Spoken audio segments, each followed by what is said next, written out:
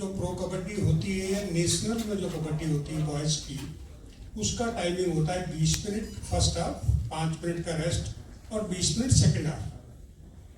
Girls में 15 minute, 5 minute और 15 minute होता है। और जैसे आपने एक रेड का टाइम बताया 18 सेकेंड, वो रेड का टाइम 30 सेकेंड फिक्स है। दूसरा, जैसे आपने बोला हुतू कबड्डी कबड्डी है, जो भी बोलते हैं, जब से हमारी कबड्डी इंटरनेशनल में गई है, एशियाड में गई है, इसके पर्टिकुलर रूल्स बनाए गए हैं। अगर आपको कबड्डी बोलना है तो कबड्डी ही बोलिए। यदि आपने हुतू बोला तो टेक्निकली वो प्लेयर आउट माना जाएगा और विरोधी टीम को पॉइंट दे दिया जाएगा। और तो इंडियन गवर्नमेंट का ये प्रोविजन है कि वो एक कबड्डी को, एक योग को और एक और कोई स्पोर्ट है उसको इंक्लूड करे ओलंपिक गेम्स में, क्योंकि ओलंपिक्स का ऐसा रूल है कि वो जो कंट्री होस्ट करता है वो अपने मर्जी से कोई खेल वहाँ पे इंक्लूड कर सकता है। तो यदि ऐसा होता है तो हमारे लिए बहुत अच्छी अपॉर्चुनिटीज हैं।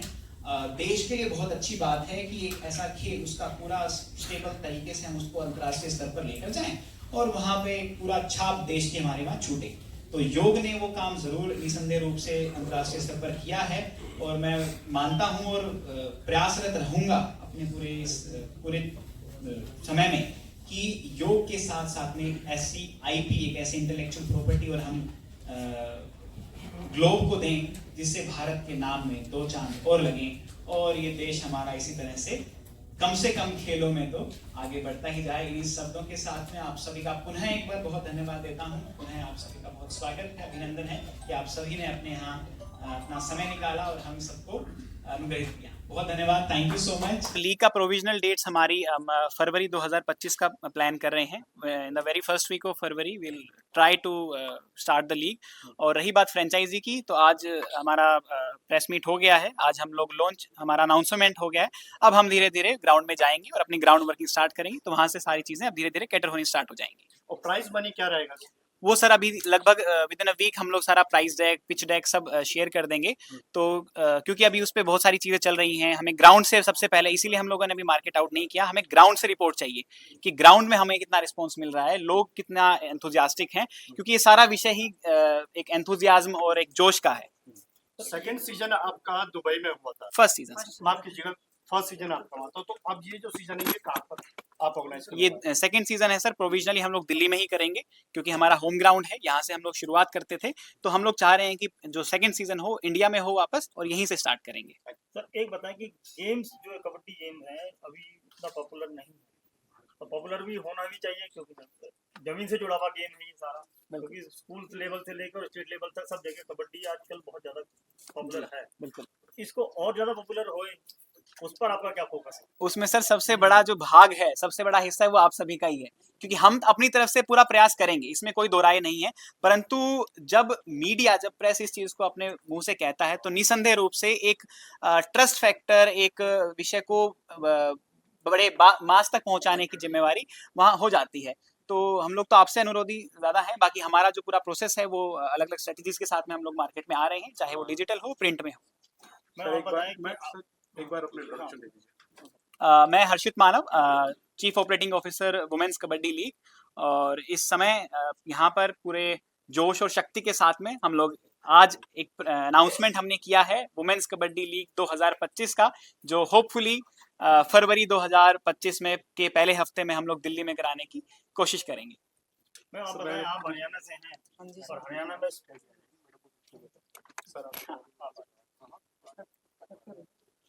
नीचे नीचे नीचे माइक नीचे।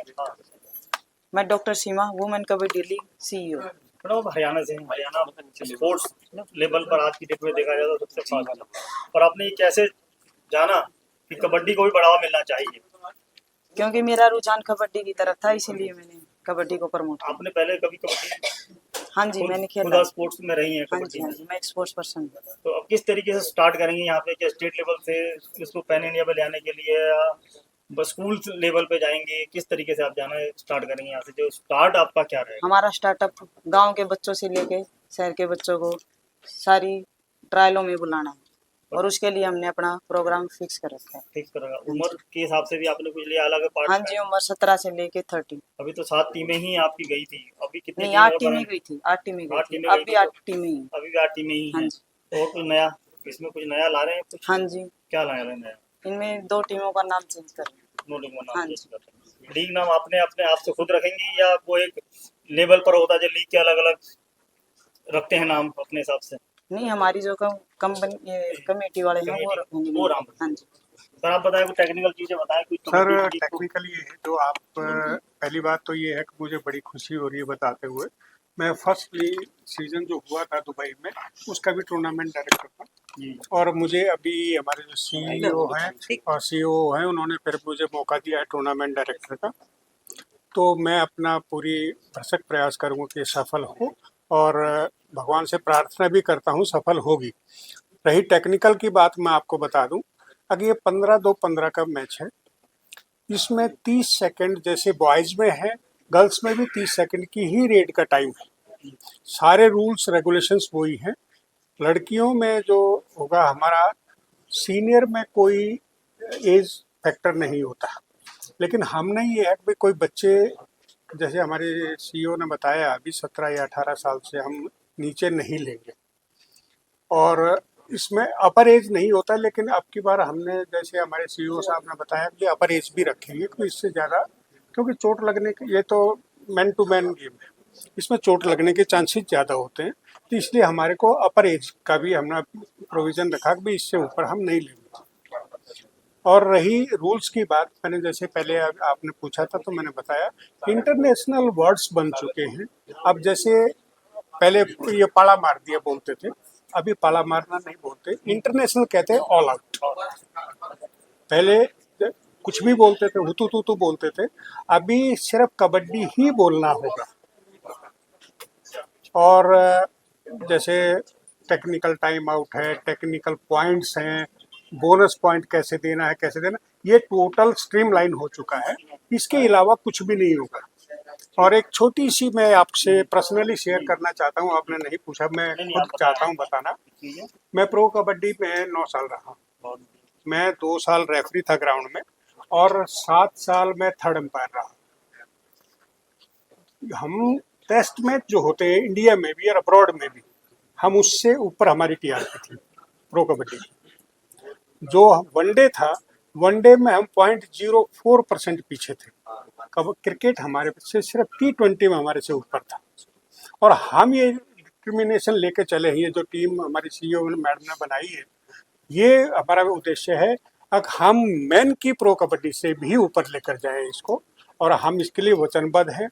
और वही जैसे हमारे सीईओ साहब ने बताया कि आप लोगों के सहयोग के बिना ये हम कुछ नहीं कर रेफरी सकते। कितने रखेंगे? रेफरी सर एक्चुअली एक मैच में 12 रेफरी होते हैं, 12 रेफरी होते हैं। ग्राउंड पे? ग्राउंड पे ही 12 होते हैं सर। उसमें एक्चुअली क्या है, 2 अंपायर हो गए, रेफरी हो गया, उसमें असिस्टेंट स्कोरर हो गया, लाइन अंपायर हो गया, फिर 4 आदमी हमारे टेबल पे भी बैठते हैं। जो एक 30 सेकंड का मैंने आपको बताया स्लॉट, 30 सेकंड को काउंट करने के लिए मशीन रहती है। उसके बाद एक थर्ड रेड भी चलती है, आपने सुना होगा, डू और डाई भी उसको बोलते हैं। हम थर्ड रेड बोलेंगे वो गलत है, क्योंकि उसका पर्टिकुलर नाम रख दिया डू और डाई। उसको काउंट करने के लिए अलग होता है, क्योंकि वो भी जरूरी है। हम 2 ही रेड खाली हुई है उसके बाद ही डू और डाई रेड बोल सकते हैं, और गलती से किसी ने सेकंड रेड को ही डू और डाई बोल दिया तो फिर इशू हो जाता है। तो उसके लिए एक रेफरी अलग से होता है। तो हम एक बार में 12 रेफरी लगाते हैं और कुछ स्पेयर 4, 5, 7 जैसा भी होता है वो रखने पड़ते हैं। बाई चांस किसी को कुछ इशू आ गया, या फिर एक आदमी, जैसे हमने अभी फाइनल तो नहीं किया है लेकिन हम ये सोच रहे हैं 3 मैच पर डे कराएं, तो एक आदमी 3 घंटे नहीं खड़ा रह पाएगा, तो उसको चेंज कर देंगे। जो बैठा था टेबल पे उसको ग्राउंड में खड़ा कर देंगे, जो ग्राउंड में है उसको चेंज करेंगे, लेकिन 12 रेफरी तो एक बार में लगेंगे ही। Thank you sir. Thank you so much.